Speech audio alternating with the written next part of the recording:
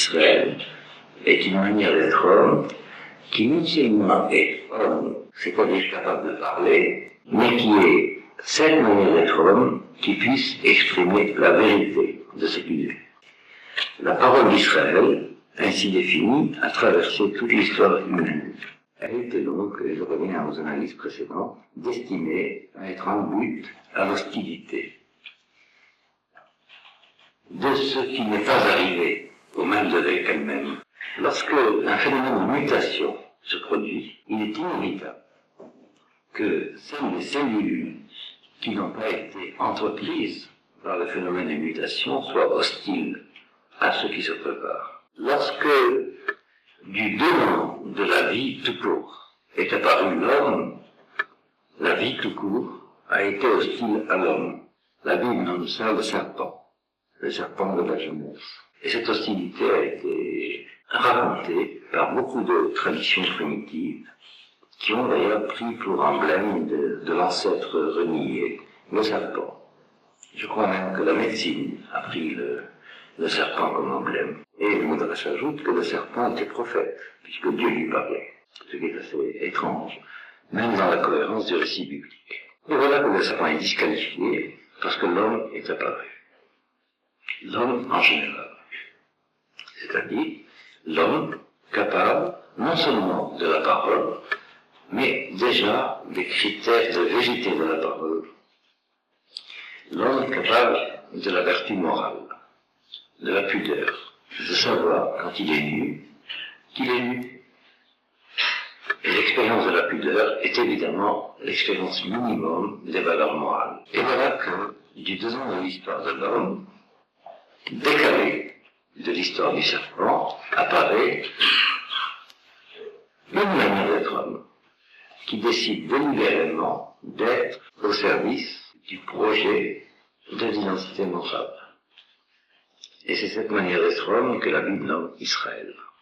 C'est ce que voulait dire Jules lorsqu'il disait que, à travers la réalité de l'histoire des hommes, le projet du Créateur, qui nomme Einyan Haeloki, le projet divin, Einyan Haeloki, ce projet consiste pour le Créateur à faire une créature qui soit divine. Non seulement le fait que la créature est divine, parce que son Créateur c'est Dieu, et donc la créature est divine dans le sens que elle est la créature de Dieu, mais que le projet du Créateur, c'est de faire que sa créature soit divine, et que l'objet de l'espérance de la créature, en conformité avec le projet du Créateur, c'est de devenir Eloki, divin, c'est-à-dire à la mesure du Créateur. L'idée que le Créateur ait créé une créature qui ne soit pas étant de l'être du Créateur est une idée difficile. Comment se fait-il que le parfait crée l'imparfait? Le parfait crée le parfait. Et par conséquent, le Einyan Haeloki, le projet divin, et le sens de l'adjectif, et le sens du sujet de l'acte, le projet divin, c'est-à-dire Dieu étant créateur, ça c'est le sens classique habituel que nous savions avant Judas Lévi. Le Einyan Haeloki, dit Judas Lévi, c'est que le projet du Créateur est un projet divin. C'est le projet que la créature soit, je vais dire à l'image, à l'honneur du Créateur. Il est arrivé que une manière d'être créature est choisie d'avoir le courage de vouloir ce que le Créateur a voulu. Et a eu le courage d'accepter de comprendre que le critère de la divinité, de l'éternité, de l'être, c'était la morale. Lorsque je dis cela, je parle strictement en juif. Il n'y a aucune autre culture, aucune autre religion, aucune autre civilisation, aucune autre philosophie, aucune autre manière d'être homme qui dit cela. Il n'y a que les juifs qui disent cela. Et c'est ce que dit Judas. C'est que, lorsque Dieu a dit, vous serez des hommes, il s'agissait d'Israël. Alors même qu'Israël n'existe. Israël, c'est Jacob qui a eu le courage d'être Israël. L'homme universel, c'est cet homme très spécifique qui s'appelle Israël, d'après la Bible.